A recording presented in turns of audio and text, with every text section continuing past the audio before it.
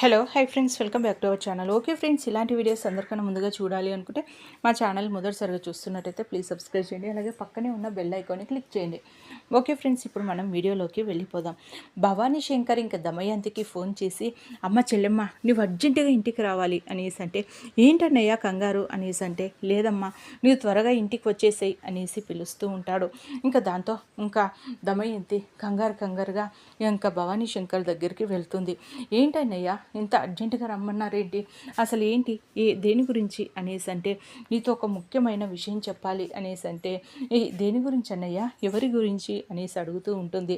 అదే అమ్మ, ఇంట్లో ఉన్న రాధ గురించి అనేసి అంటే, ఏం జరిగిందన్నయ్య, అసలు రాధ గురించి ఏ విషయం తెలిసింది అని ఇంకా దమయంతి అడుగుతుంది. ఇంకా భవానీ శంకర్ అసలు ఆ విషయం నేను తెలుసుకున్నాక చెమటలు పట్టేసినాయి, అసలు అసలు ఏంటా అనేసి ఆలోచిస్తూ ఉన్నాను అంటే, అసలు ఏంటి విషయం చెప్పండి అన్నయ్య, నాకు కూడా టెన్షన్ వస్తుంది అనేసి అంటే, అసలు ఆ రాధ ఆ సీనయ్య అంటే ఏంటో చెప్పండి అన్నయ్య, కంగారు పెట్టకండి అనేసి అడుగుతూ ఉంటే, ఇంకా భవానీ శంకర్ ఆ రాధ ఆ సీనయ్య పద్మావతిలా అసలు కూతురే కాదమ్మా, వాళ్ళ కూతురే కాదు అనేసరికి దమయంతి ఒక్కసారిగా షాక్ అవుతుంది.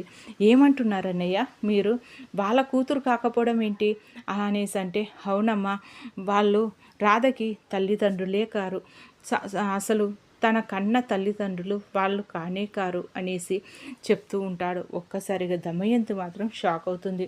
ఏమంటున్నారు, ఇది నిజమేనా అనేసి అంటే, నిజమే అమ్మా, రాధ కన్న తల్లిదండ్రులు సీనయ్య అలాగే పద్మావతి కాదు అనేసి అంటే, అవునా, అయితే ఈ విషయం మీకెలా తెలిసింది అనేసి అడిగితే, ఇంకా జైల్లో ఉన్న మనవాడు ఇంకా నాతో చెప్పాడు.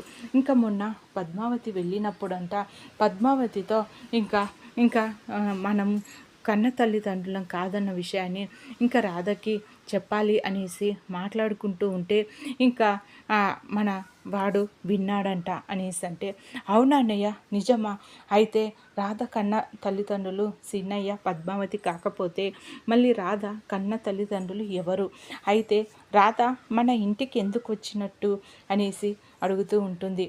ఒకవేళ విక్రమ్ కూడా ఈ విషయం తెలుసా అనేసి అంటే, ఏమోమ్మా తెలియడం లేదు, విక్రమ్కి ఒకవేళ తన ఒక అనాథ అనేసి తెలిసి కూడా కావాలని అగ్రిమెంట్ పెళ్ళి చేసుకొని ఇంటికి తీసుకువచ్చాడా అనేసి, అసలు తను సీనయ్య పద్మావతిల కూతురు కాకపోతే మళ్ళీ రాధ ఎవరు, తను ఎక్కడి నుండి వచ్చింది, తను ఎవరి కూతురు, అసలు రాధ కన్న తల్లిదండ్రులు ఎవరు మళ్ళీ అనేసి ఇంకా దమయంతి అడుగుతూ ఉంటుంది. ఇంకా భవానీ శంకర్ని ఇంకా ప్రశ్నలతో, ఇంకా అదే కదమ్మా, నా దగ్గర కూడా ఎన్నో ప్రశ్నలు ఉన్నాయి, ఆ ప్రశ్నల సమాధానం మనం కనిపెట్టాలి, అసలు నాకు కూడా ఎన్నో ప్రశ్నలు వస్తున్నాయి, కానీ ఆ సమాధానం ఎలా తెలుసుకోవాలి, అసలు రాధ కన్న తల్లిదండ్రులు ఎవరో తెలుసుకోవాలి ముందుగా మనం, అసలు ఆ రాధ మీ ఇంటికి ఎందుకు వచ్చిందో తెలుసుకోవాలి, అసలు విక్రమ్ని పెళ్ళి ఎందుకు చేసుకుంది,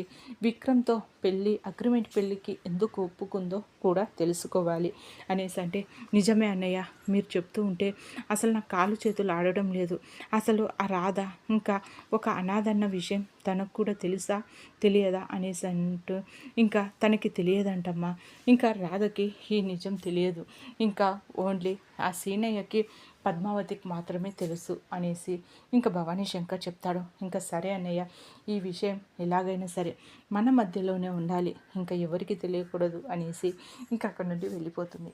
ఇంటికి వెళ్ళిపోయి ఇంకా రాధ సీనయ్య పద్మావతిల కూతురు కాకపోతే ఇంకెవరై ఉంటారు, ఒకవేళ నా డౌట్ ఇంకా బావగారు అదే మా చిట్టి రాధేనా, లేదు అలా జరగడానికి వీల్లేదు, రాధ చిట్టి అయితే ఇంకా నా కూతురికి పోటీగా వచ్చినట్టే, నా కూతురికి మరొకరు ఈ ఇంటికి కూతురు రాకూడదు, ఈ ఇంట్లో కూతురుగా అందరి దృష్టి నా కూతురు మీదే ఉండాలి, అంతే తప్పించి ఇంకా చిట్టి వచ్చిందంటే ఇంకా అత్తయ్యతో సహా ఇంకా చిట్టిని ఎక్కువగా చూసుకుంటారు, నా కూతుర్ని తక్కువ చేసి చూస్తూ ఉంటారు, నేను అలా సహించలేను, అలా నేను చూడలేను, నా కూతురే ఈ ఇంటి మహారాణిలాగా ఉండాలి, ఇంకా విక్కీకి భారీగా నా కూతురే ఉండాలి తప్పించి ఇంకా ఆ చిట్టి కాకూడదు, ఎలాగైనా సరే ఆ రాధ ఎవరో తెలుసుకోవాలి, ఒకవేళ ఇంకా విక్కీకి ఇంకా రాధ ఎవరో తెలిసి ఉంటుందా ఇంకా కనిపెట్టాలి అనేసి ఇంకా దమయంతి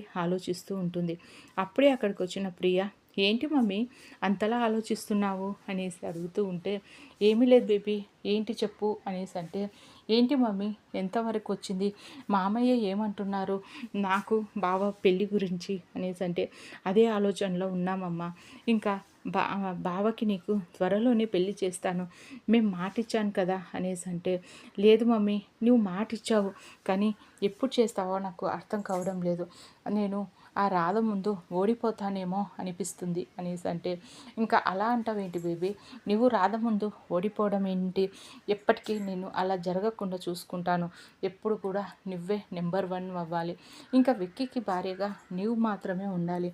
ఆ రాధ ఎప్పుడో ఒకప్పుడు రాధ ఇంట్లో నుండి వెళ్ళిపోతుంది, ఆ రాధ మాత్రం విక్కీకి భార్య కాలేదు, కాకూడదు, ఇంకా ఎప్పటికీ కాదు కూడా అనేసి ఇంకా దమయంతి అంటుంది. లేదు మమ్మీ నాకెందుకో ఒక్కొక్కసారి భయంగా ఉంది, ఇంకా భయం వేస్తుంది అనేసి ఇంకా ప్రియ అంటుంది.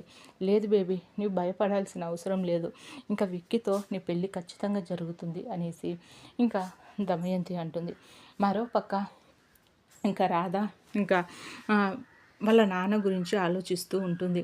ఇంకా నాన్న ఎప్పుడు వస్తారు బయటికి, అసలు ఎప్పుడు వస్తారు, నాన్న త్వరగా బయటికి వస్తే బాగుండు, నాన్నతో ఇంకా మేము ఇంకా అగ్రిమెంట్ పెళ్ళి చేసుకున్నామని ఆ పెళ్ళిని నిజం చేయాలనుకుంటున్నానని నాన్నతో చెప్పాలి, ఇంకా నాన్న కూడా సంతోషంగా ఫీల్ అవుతారు, మేమిద్దరం భార్యాభర్తలు అనేసి అనుకుంటున్నారు, ఇంకా ఆ భార్యాభర్తల నిజమైన భార్యాభర్తలమని ఇంకా నాన్నతో చెప్పి ఇంకా సంతోషాన్ని షేర్ చేసుకోవాలి అనేసి ఇంకా రాధ ఇంకా వాళ్ళ నాన్న గురించి ఆలోచిస్తూ ఉంటుంది.